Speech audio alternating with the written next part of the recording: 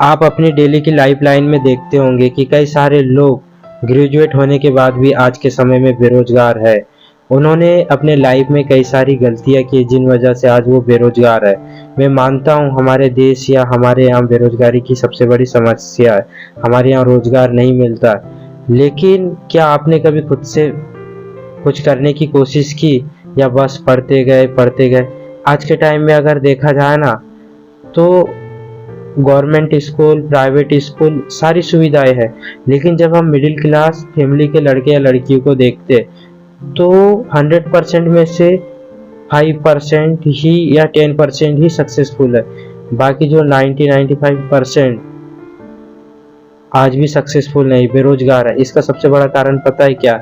जब एक गांव का मिडिल क्लास फैमिली का लड़का पढ़ता है तो जैसे तैसे 9, 10, 11, 12 तो पास कर ही लेता है।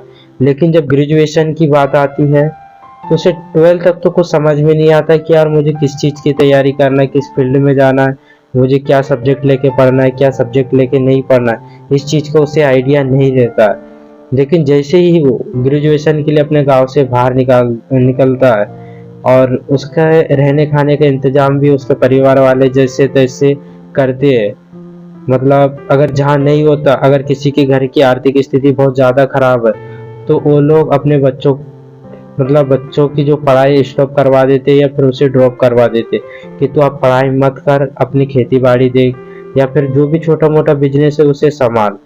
क्योंकि हम जैसे जैसे बड़े होते हैं वैसे वैसे हमारे माता पिता भी बूढ़े होते जाते हैं। उन्हें जिस तरह हम छोटे थे तो हमें हमारे माता पिता ने पाल पोस कर बड़ा किया, तो ठीक उसी तरह हमारा भी फर्ज बनता है कि हम बुढ़ापे में उनकी सहारा बने।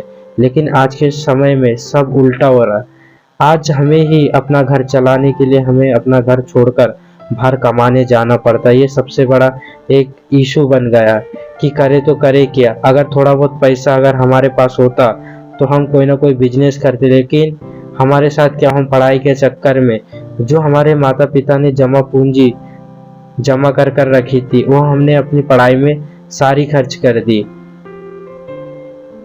तो अब करे तो करे क्या। माता पिता को लगा था कि यार बेटा पढ़ लिख कर कोई गवर्नमेंट जॉब अचीव कर लेगा तो जो पैसे गए वो सारे रिटर्न आ जाएंगे, उससे दुगना कमा लेंगे या फिर घर की आर्थिक स्थिति अच्छी हो जाएंगी। ये अपने माता पिता का एक माइंडसेट था। लेकिन क्या करे, अब उनको समय के साथ पता ही नहीं चला कि दुनिया कितनी आगे निकल गई।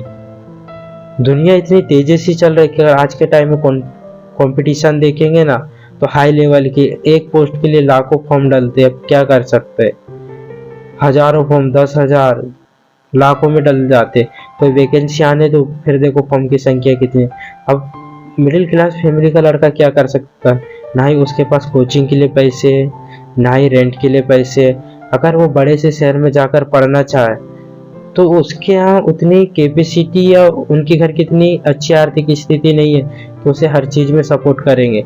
लेकिन कई लड़के इतने मेहनती होते हैं कि वो काम कर कर ही अपना पढ़ाई पूर्ण करते। चलो 10, 12 तक तो जैसे तैसे गांव में अपनी पढ़ाई कंप्लीट कर ली। लेकिन जब ग्रेजुएशन की बात आती है तो वो लोग कॉलेज डेली नहीं जाएंगे, रेगुलर नहीं जाएंगे। कुछ दिन पार्ट टाइम जॉब करेंगे, अपना खर्चा निकालेंगे, पढ़ाई करेंगे। लेकिन इसमें क्या होता है, जो उनका माइंड सेट होता है वो बराबर नहीं रहता है।